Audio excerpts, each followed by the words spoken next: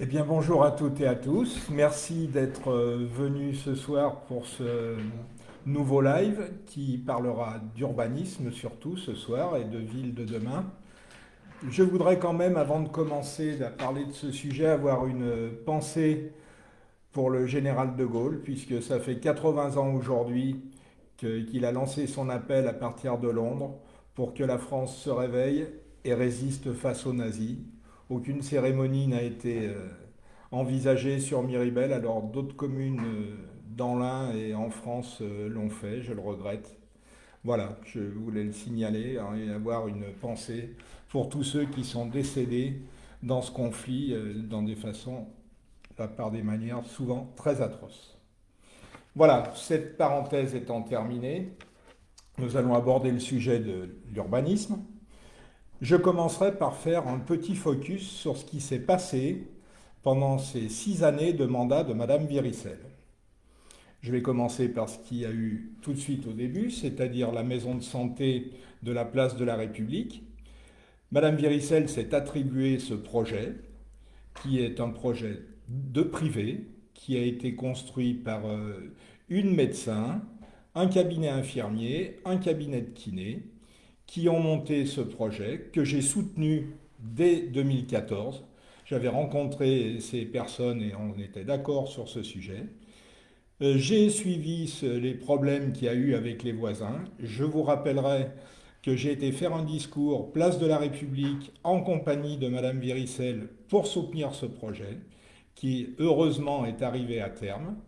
Et moi, je suis même allé jusqu'au bout de ce projet, puisque je suis allé le défendre en commission départementale de la santé pour qu'il soit agréé. Et je suis arrivé à ce sujet, à ce résultat. Je n'ai vu personne de la mairie à cette commission. Ensuite, on peut parler du sujet qui a défrayé la chronique des années, l'îlot Saint-Romain, ou comment ancrer Miribel dans le XXe siècle, ne pas le faire évoluer. C'est un projet que j'avais soutenu aussi dès 2014, mais qui sous-entendait que les immeubles achetés pendant toute la période de la mandature de Jacques Berthoud et qui permettaient de passer au projet de réalisation de la ZAC Centre-Ville, on écroulait les immeubles, on écartait les trottoirs et on faisait une rue commerçante et dynamique et embellie, forcément, qui respirait mieux, et ce qui n'a pas été le choix de Madame Viricel, puisqu'on n'a fait que de la rénovation. Même quand l'immeuble s'est écroulé, on est resté sur de la rénovation. À la sortie, des commerces commencent à arriver, mais au départ, il n'y avait qu'un commerce qui avait changé de trottoir, mais la rue reste toujours avec la même étroitesse.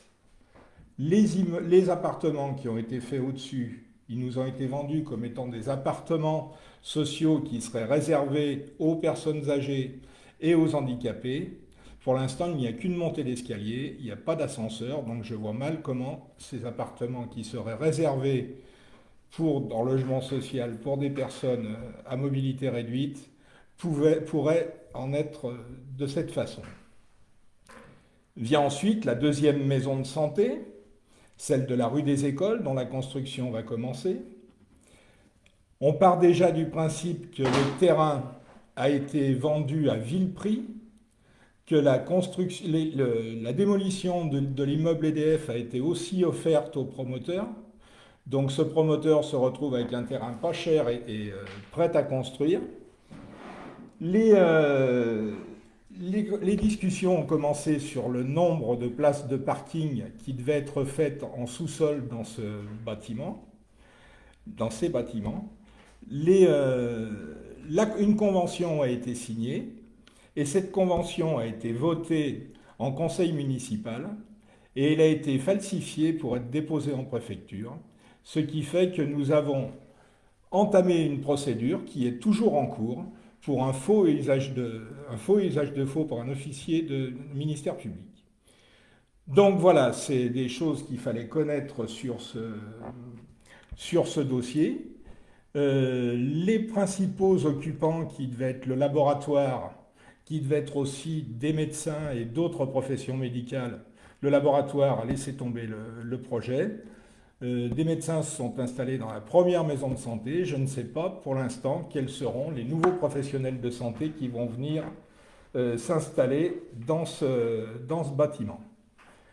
Il y avait aussi une perspective qui avait été donnée par l'architecte dont le projet a été retenu, qui nous expliquait qu'on allait avoir une grande perspective à partir de la place du marché jusqu'à l'église au niveau de ces deux bâtiments. Il n'en sera rien. On nous annonçait aussi dans le plan de circulation qu'il y aurait une vaste rue qui permettrait de passer entre les deux immeubles. Je vous engage à aller voir sur place la construction, et une fois que les murs seront montés, je ne pense pas qu'on arrive avec une rue qui aura 2 voies de circulation, des trottoirs et une piste cyclable. J'en serais fortement étonné. Maintenant, on peut parler aussi d'autres projets de construction de bâtiments au cœur des zones pavillonnaires, comme par exemple dans la rue de l'ancienne gendarmerie, où le projet est bloqué par des recours administratifs qui sont faits par les riverains. On peut aussi parler du projet d'Intermarché aux Échets.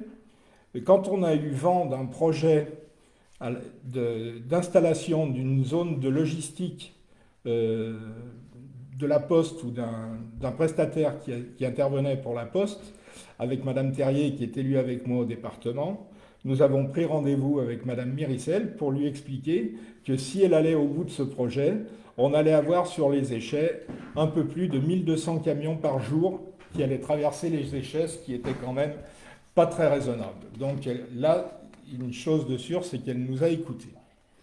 C'est déjà une bonne chose. Maintenant, le point dur a été cette fin de mandat, puisque le PLU qu'elle voulait nous présenter a été retoqué par la majorité du conseil municipal. Ce qui veut dire que des gens de son équipe n'ont pas approuvé ce PLU qu'elle voulait mettre en place, qui est déjà en opposition avec le PVAP, ce qui rendait ce sujet complètement incohérent entre les deux.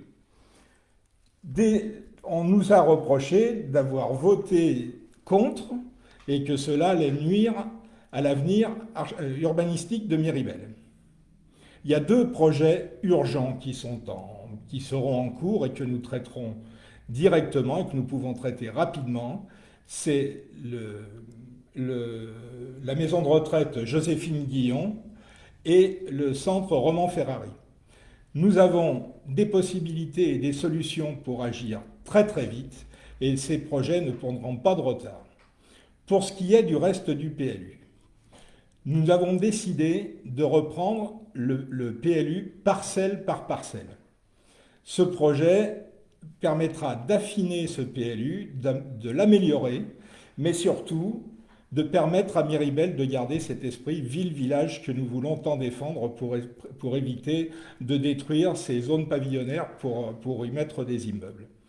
C'est un choix, et en traitant parcelle par parcelle, nous affinerons et nous aurons aussi, par des professionnels choisis, pouvoir déterminer des emplacements précis où on peut monter des immeubles, puisque nous aurons besoin d'immeubles pour que la population puisse se sentir bien chez nous.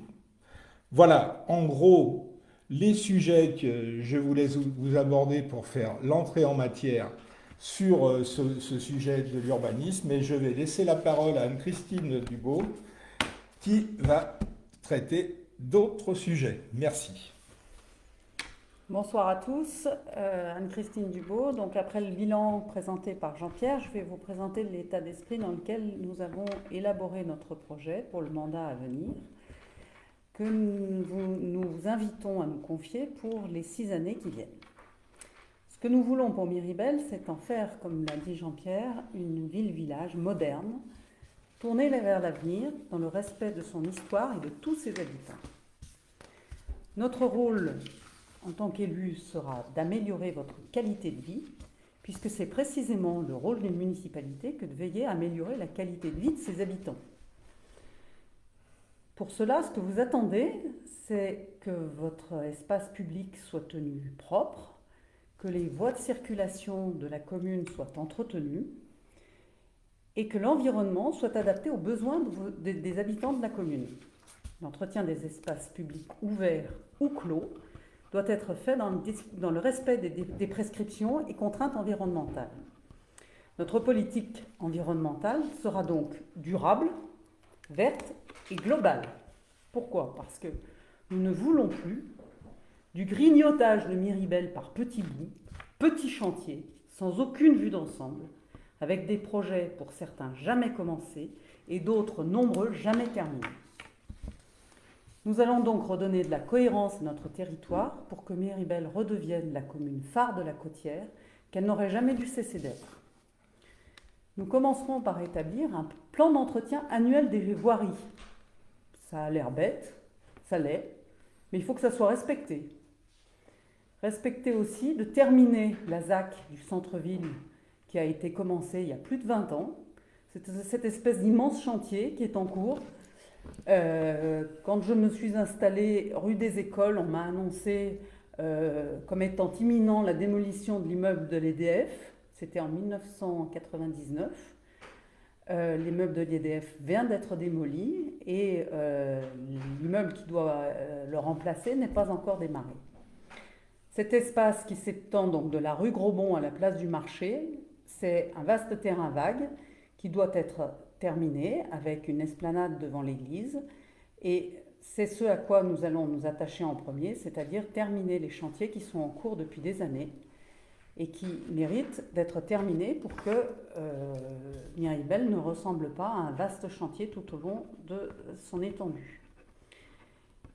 Les voies piétonnes, c'est la même chose, c'est-à-dire qu'on les a démarrées, il n'y a pas de lien entre les petits bouts, c'est-à-dire qu'on traverse à la hauteur des tennis, on cherche la suite, après on arrive à la hauteur des Célestins, et là on voit la suite de la percée verte, mais après quand on arrive à la poste, on s'égare, on ne sait pas où est la percée verte, et puis on traverse l'espèce d'énorme chantier qui est en cours depuis 20 ans devant l'église Saint-Romain. La suite, on ne la trouve pas. On arrive à la place du marché. Et puis là on se dit, peut-être qu'en passant à travers Joséphine-Guillon, on va peut-être arriver au bout. Puis quand on arrive dans Joséphine-Guillon, c'est l'impasse. Donc la voie verte, enfin la percée verte, ça serait bien qu'elle soit effectivement terminée également. Pendant le temps de finition de ces travaux qui ont été entamés, jamais terminés pendant le mandat antérieur, nous prendrons connaissance des dossiers, des nombreuses études et plans de circulation qui ont déjà été faits, financés par les deniers publics, qui sont dans les tiroirs, probablement, enfin on espère qu'ils y seront encore en tout cas. Ce qu'il y a de certain, c'est qu'on va quand même essayer de ne pas avoir à refaire des études. Tout ça pour pouvoir lancer enfin des projets structurants qui permettront de changer le visage de Miribel et qui font partie de notre programme. L'entretien, la propreté de l'environnement resteront prioritaires tout au long de notre mandat, et non seulement la veille des échéances électorales, comme on a aujourd'hui la surprise de constater que d'un seul coup, la propreté s'améliore depuis 15 jours. La revégétalisation. La mise en valeur de l'eau, des sources naturelles, la plantation d'arbres, leur entretien pour que ces éléments soient durables, là où cela est opportun pour apporter de la fraîcheur, sera également un objectif prioritaire du mandat. Le plan de circulation, la création et l'aménagement de parkings dans les centres-villes et dans le centre-ville et les hameaux, sera la première des préoccupations en termes de travaux pour permettre à tous l'accès au centre du village et au centre des hameaux. On ne peut pas prétendre développer le commerce de proximité sans que ce commerce soit accessible à tous. Il ne suffit pas d'être équipé d'un vélo pour pouvoir accéder au commerce, surtout quand il n'y a pas d'accroche vélo à proximité des commerces. Donc les modes doux, c'est bien, mais il faut également que les gens qui ne peuvent pas faire autrement parce qu'ils arrivent éventuellement des échets pour venir au centre-ville de Miribel pour faire leurs courses, s'ils ne peuvent pas se garer, ils ne viendront plus au centre-ville de Miribel, mais ils iront tout simplement au centre Leclerc. L'accessibilité donc et l'aménagement du centre, de la grande rue, avec la création d'une brasserie qui sera également un lieu de rencontre et d'échange, auront pour objectif de favoriser, vous l'avez compris, le commerce de proximité et la vie locale. Le développement des modes doux ne sera bien entendu pas exclu. Il se fera en partenariat avec la communauté de communes, avec l'aménagement de stationnements adaptés, l'aménagement des accès aux groupes scolaires et au collège devra également être repensé. Parce qu'on ne peut pas continuer à tolérer que les parents aient presque besoin de rentrer dans la cour de l'école avec leur véhicule, simplement parce qu'ils angoissent de laisser leurs enfants faire 100 mètres à pied, parce que l'aménagement des abords des écoles n'est pas suffisamment sécure et qu'ils n'osent pas les lâcher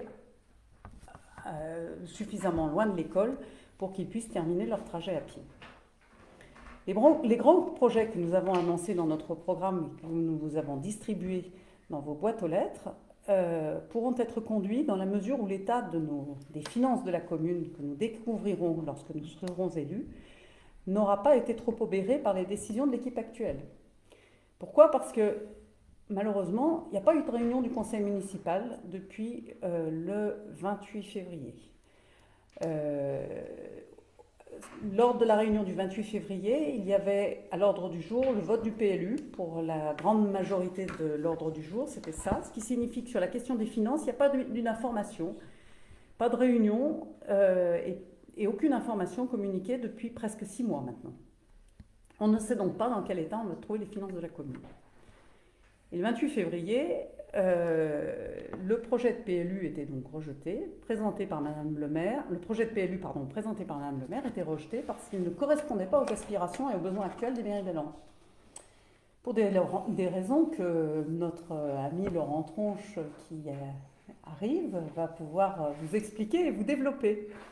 Je lui passe donc la parole et il va pouvoir vous expliquer quelles seront les priorités de notre PLU que nous allons concevoir à partir du PLU, du projet de PLU qui a été présenté, qui n'est pas tout à jeter, pour éviter d'avoir fait des études qui ne servent à rien, mais il a besoin d'être amendé, il a besoin d'être pour certains points retravaillé, de sorte à ce que cette modification du PLU, cette refonte du PLU, soit une refonte et pas juste un toilettage, et qu'on puisse mener les projets structurants de notre programme, que sont le gymnase de la Chanale, l'agrandissement si nécessaire des groupes scolaires, la maison des associations, l'aménagement de la friche de la gare et encore d'autres, pour lesquels je laisse la parole à Laurent Tronche.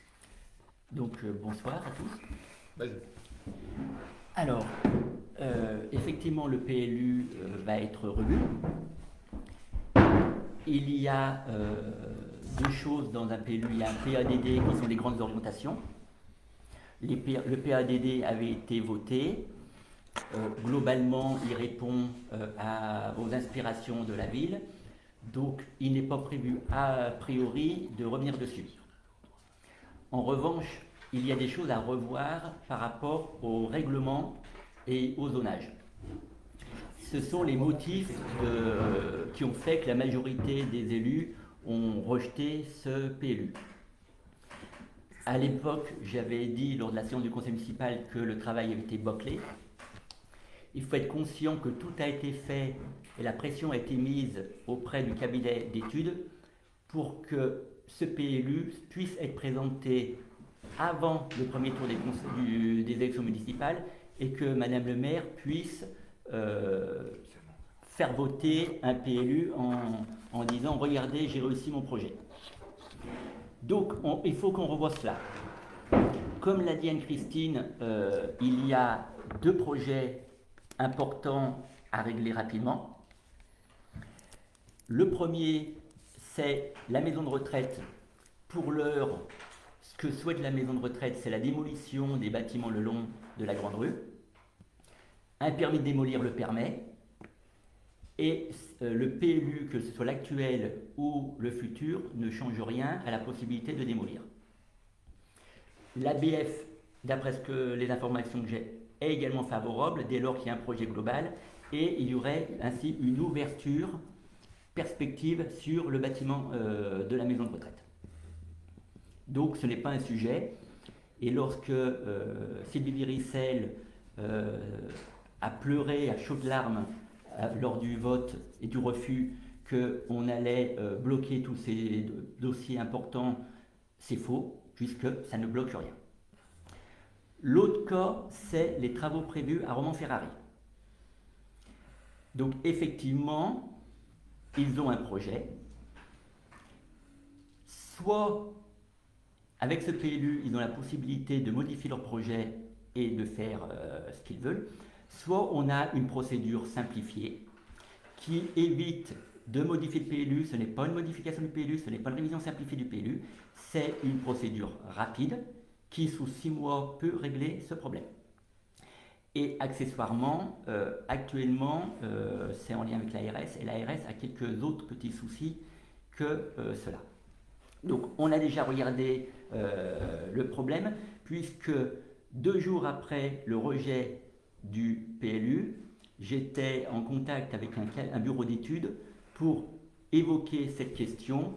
Donc, n'ayez pas peur, dès qu'on sera en place, ce sera un des sujets prioritaires en matière d'urbanisme. Ensuite, je rappellerai qu'un PLU, ce n'est pas jouer au Monopoly. On ne pose pas des petites constructions par-ci par-là au gré des circonstances, de qui est propriétaire d'un terrain, si on connaît le promoteur, etc. On voit, il faut une vision globale. Et on réfléchit globalement. On réfléchit à la circulation, on réfléchit aux implantations, on réfléchit au réseau, on réfléchit sur 20-30 ans. On ne réfléchit pas à la fin de son mandat. Donc c'est cela qu'on va reprendre. On va reprendre le zonage, on va reprendre les règlements, on va voir là où il faut éventuellement densifier, mais comme l'a dit Jean-Pierre, tout en gardant l'esprit et l'âme de Miribel. Et en se disant que sera Miribel dans 20 ou 30 ans, et non pas je vais faire une opération, un coup politique à 2 mois de la fin de mon mandat. On va faire en sorte que les commerçants ne soient pas spoliés de leurs biens comme c'était prévu. C'est un des motifs que j'ai expliqué lors du conseil de mon refus. On va faire en sorte que les échets qui ont déjà une forte concentration d'immeubles récents ne voient pas non plus la partie où il y a l'ancienne salle des fêtes, tout le prolongement de la nationale avec également des immeubles. Il arrive un moment où il faut peut-être aussi que les habitants des échelles puissent vivre, respirer. Donc là aussi, dans notre programme, il y a un espace de vie à cet endroit-là. Il faut savoir gérer, il faut savoir équilibrer les choses. Il faut du logement social, mais il ne faut pas que du logement social. Le logement social, il y a différents niveaux. Et c'est cet équilibre-là qui fait qu'une ville respire, une ville, on est bien dans cette ville. Donc c'est un peu tout cela qu'on va voir. S'il y a des questions... Oui, je peux déjà commencer à répondre. La première question qui nous a été posée, c'est sur le faux dont je vous ai parlé tout à l'heure.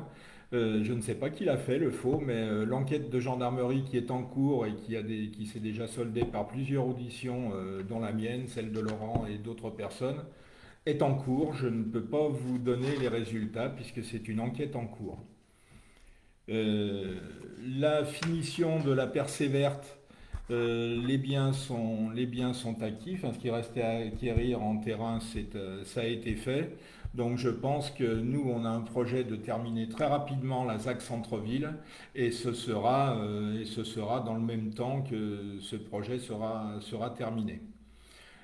Pour les échets, je ne sais pas, Monsieur Favre, si vous habitez aux échets, mais vous n'êtes pas sans ignorer que le stationnement aux échets est déjà à l'heure actuelle un vrai problème.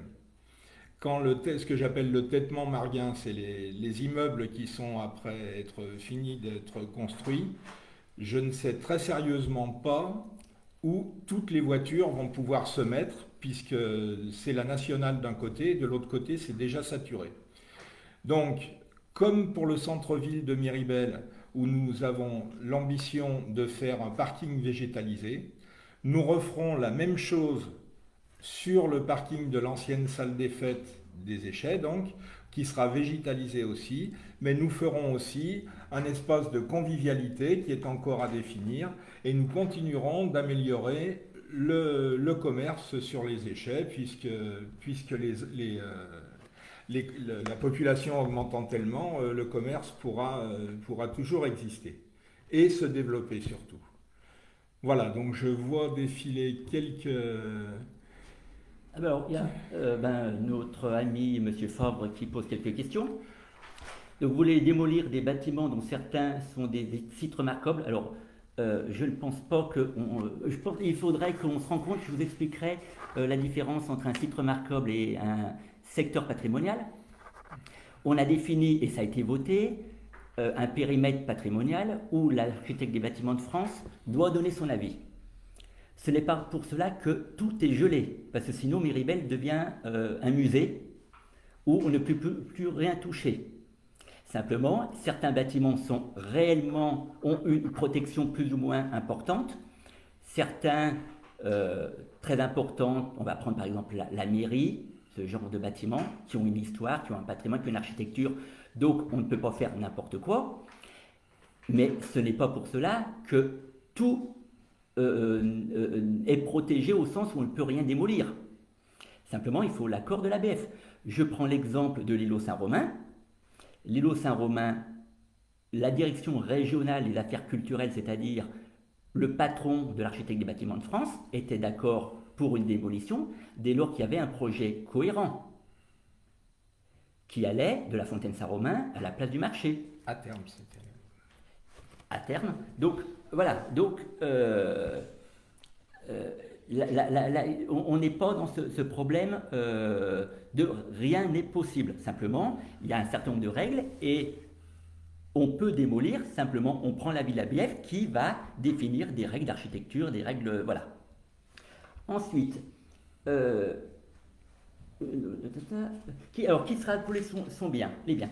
Alors, les commerçants, dans le cadre du PLU que Madame le maire faisait voter, il y avait un linéaire, globalement entre la Fontaine Saint-Romain et la maison de retraite, le long de la nationale des deux côtés, où un commerçant de détail ou un artisan pouvait être remplacé par un commerce de détail, un artisan, mais où une profession libérale ou un service ne pouvait être remplacé que par un commerçant ou un artisan.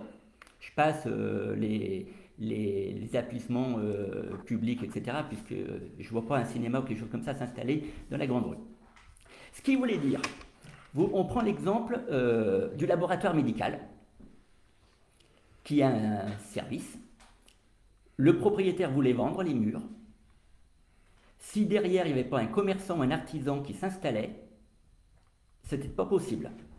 Donc, on risquait de se retrouver non seulement avec des locaux vides, mais avec l'occupant qui ne puisse pas vendre son fonds de commerce et le propriétaire qui, lui, ne puisse pas remplacer son locataire. Donc, il y a d'autres outils pour éviter effectivement qu'on n'ait que des banques, etc. Mais à ce moment-là, il faut aussi éviter qu'on n'ait qu'un type de restauration, que des coiffeurs ou que des choses comme ça. Mais ça, il y a d'autres outils. Mais il faut aussi penser à tous ces gens commerçants dont le fonds de commerce est ou leur pas de porte est leur retraite à terme.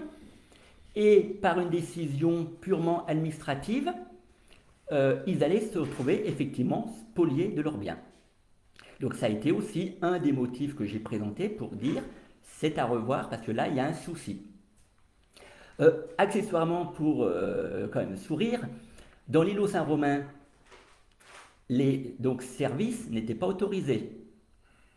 Or, juste avant le vote du PLU, Madame le maire a signé un bail pour un photographe, qui est un service et non pas un commerce, parce que le commerçant, c'est vendre des appareils photo.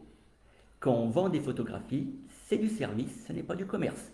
Donc, soit Madame le maire n'avait même pas lu son PLU et compris ce qu'il y avait dedans, soit elle n'en avait rien à faire de son PLU. Alors, ensuite, de quel site remarquable parlez-vous? Mais on parle pas de site remarquable. On n'a pas à Miribel si, on pourrait dire que la Madone est un site remarquable. Mais le principe site remarquable, site inscrit, etc., c'est une définition précise. On a un périmètre de protection architecturale qui permet et qui impose l'avis de l'ABF avant de faire quelque chose. Voilà. Après, on suit l'avis de l'ABF. Je prends l'exemple, l'ABF dit qu'à tel endroit, il ne souhaite pas de toit terrasse parce que ça va dénaturer le panorama vu de la Madone sur la vue du Miribel Centre, puisque les toitures, c'est ce qu'on appelle la 5e façade, donc il y a une cohérence. Et bien à ce moment-là, si quelqu'un présente un projet où il y a un toit terrasse non végétalisé, ça sera non.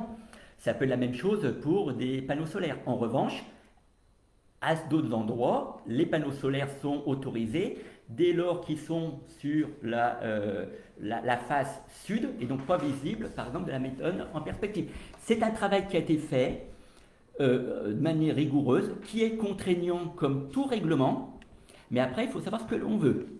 Et pour preuve, il a été voté, donc voilà, on l'appliquera. Il y a juste une précision sur les architectures remarquables. Les architectures remarquables, on a quelques maisons, on a quelques bâtiments publics ou privés qui ont une architecture qui est intéressante. Alors, remarquable, tout est relatif. Hein. On n'est pas au Mont-Saint-Michel, on n'est pas... Mais regardez, on peut avoir par exemple une maison bourgeoise du 19e siècle. Elle a un intérêt patrimonial. Si quelqu'un veut la restaurer, on évitera de mettre des Velux ou des fenêtres en PVC. L'architecte bâtiment de France va imposer des fenêtres à meneaux, donc avec ce qu'on appelle des petits pots, des petits carreaux, des volets en bois, etc., pour préserver l'aspect qualitatif de ce bâtiment. Regardez la mairie, il y a une architecture, on a des balcons en fer forgé, on a des choses comme ça.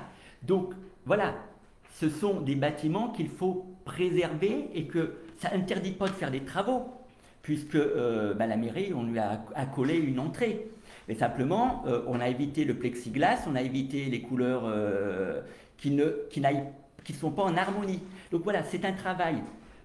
Le travail d'urbanisme est un travail de concertation avec les différents partenaires. Ce n'est pas une personne qui prend une décision dans son bureau. Il y a des réglementations, on les applique pour que ce soit cohérent et qu'on ait une ville qui soit agréable esthétiquement également. Voilà, je vois une autre question sur le nombre de parkings. Ce n'est pas une question de nombre, c'est une question de place de stationnement. Vous vous apercevez quand vous êtes dans le centre-ville que les parkings sont complets. C'est pour ça que nous, on a choisi d'agrandir le parking devant l'église et de ne pas reconstruire encore un bâtiment. Ça, c'est pour aider le petit commerce, pour aider aussi les gens qui viennent faire des commissions, qui sont un peu chargés. Tout le monde ne fait pas de vélo, tout le monde ne fait pas de trottinette, tout le monde ne peut pas porter des paniers lourds pour rentrer chez soi. Donc voilà, c'est aussi dans l'intérêt de la population que nous choisissons d'augmenter le nombre de places de stationnement et pas pour faire rentrer des voitures dans la ville. Ce que je peux vous proposer, c'est que si vous avez des questions plus précises à nous poser, c'est de nous les poser par écrit sur notre site où nous ferons un plaisir de répondre à vos questions. Nous vous remercions pour l'attention que vous nous avez portée et j'espère que nous avons répondu à vos questions le plus précisément possible. Et je vous le répète, nous sommes à votre disposition pour d'autres questions. Merci, bonne soirée et suivez nos lives qui sont demain. Demain avec Daniel. Demain sur l'éducation. Merci, bonne soirée.